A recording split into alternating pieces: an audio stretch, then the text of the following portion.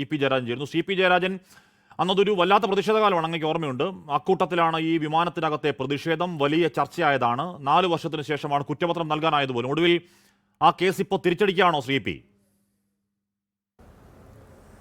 ഈ കേരളത്തിൽ ഇപ്പോൾ അധികാരത്തിൽ വന്നിട്ടുള്ള UDF ഗവൺമെൻറ് പല കാര്യങ്ങളും ജനവിരുദ്ധമായിട്ടുള്ള നിലപാട് സ്വീകരിച്ച് പ്രവർത്തിക്കുകയാണ്. എന്ന് മാത്രമല്ല, ഒരു അധികാരത്തിൽ വന്ന ഉടനെ ഒരു നിയന്ത്രണവുമില്ലാത്ത നിലയിൽ, വഴിവിട്ട നിലയിൽ പല കാര്യങ്ങളും നടത്തിക്കൊണ്ടിരിക്കുകയാണ്.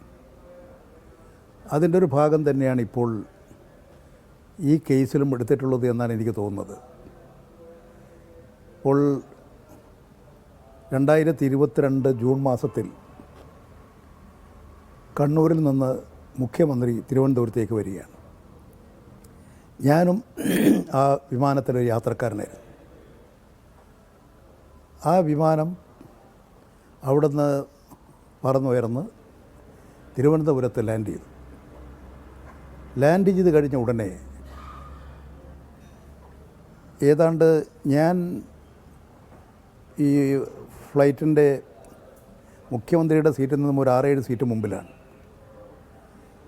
എൻ്റെ സീറ്റിൽ നിന്നും കുറേ കൂടി മുമ്പിൽ ഉള്ള 2 സീറ്റിലായിട്ടിരിക്കുന്ന 3 പേര് വളരെ ഒരു ആക്രമണോത്സുകമായ നിലയിൽ ബഹളം വെച്ച് മുദ്രാവാക്യം വിളിച്ച് ചാടി മുഖ്യമന്ത്രി ഇരുന്ന ഭാഗത്തേക്ക് വരികയാണ്.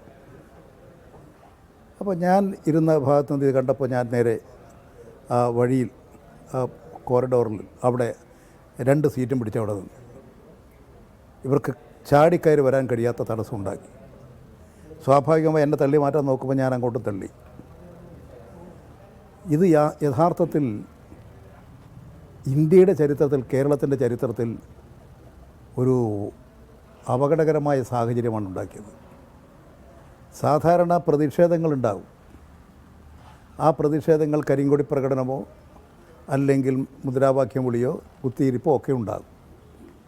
ഇത് വിമാനത്തിനകത്ത് കയറി ഭീകരന്മാർ നടത്തുന്ന ഒരു പ്രവൃത്തിയുണ്ട്. ശരി, നമ്മളന്ന് ഒരുപാട് ചർച്ച ചെയ്താണ്.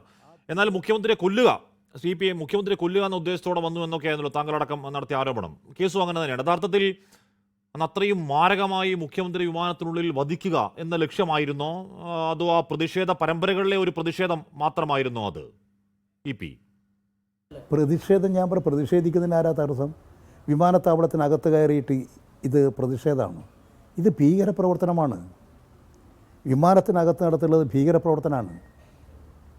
അത് ഭീകരന്മാർ നടത്തിയിട്ടുള്ളതാണ് ഇത്തരത്തിലുള്ള കാര്യങ്ങൾ. അതാണ് നമ്മുടെ കേരളത്തിൽ അരങ്ങേറിയത്. ഇന്ത്യയുടെ ചരിത്രത്തിലില്ലാത്ത സംഭവമാണ്. CP, താങ്കൾ ഇടയ്ക്ക് നിന്ന് തടഞ്ഞു എന്ന് പറഞ്ഞാൽ അവർ എഴുന്നേറ്റ് വരുന്ന വഴിയിൽ താങ്കൾ ഇടയ്ക്ക് നിന്ന് തടഞ്ഞു എന്ന് പറയുന്നുണ്ട്. ദൃശ്യങ്ങളിൽ താങ്കൾ ഈ പറയുന്ന മട്ടിലുള്ളതൊന്നും നമുക്ക് അന്നും കാണാൻ കഴിയുന്നില്ല, ഇപ്പോഴും നോക്കിയാലും കാണാൻ കഴിയുന്നില്ല. അപ്പോൾ താങ്കൾ ഇടയ്ക്ക് തടയുന്നുണ്ട് അവിടെ. അപ്പോൾ മുഖ്യമന്ത്രിക്ക് അടുത്തേക്ക് എത്താൻ പോലും ആ സമരക്കാർ കഴിഞ്ഞില്ല, ഫർസിനടക്കമുള്ളവർക്ക്. പിന്നെ ആ വധശ്രമ വകുപ്പ് നിലനിൽക്കുന്നത് എങ്ങനെയാണ് ഇ.പി.? വധശ്രമാകുന്ന അവർ വധിക്കാനല്ലേ വരുന്നത്? ആക്രമിക്കുക എന്നുള്ളതല്ലേ, മുഖ്യമന്ത്രിയെ ആക്രമിക്കുക എന്നുള്ളതല്ലേ ലക്ഷ്യം. ആ ലക്ഷ്യമില്ലെങ്കിൽ ഇങ്ങനെ 3 ആൾ കയറി ഇരിക്കണോ? പ്രതിഷേധമാണെങ്കിൽ പുറത്തു പോരെ.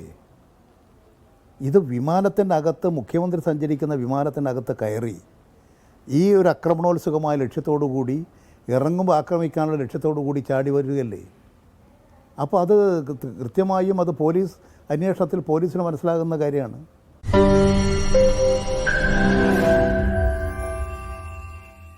ലോകത്തെവിടെയായാലും ഏത് സമയത്തും 24 വാർത്തകളും ഓഗ്മെന്റഡ് റിയാലിറ്റി പാക്കേജുകളും എക്സ്പ്ലെയിനറുകളും വിശദമായി കാണാൻ ഞങ്ങളുടെ YouTube ചാനൽ നിങ്ങൾക്ക് സബ്സ്ക്രൈബ് ചെയ്യാം.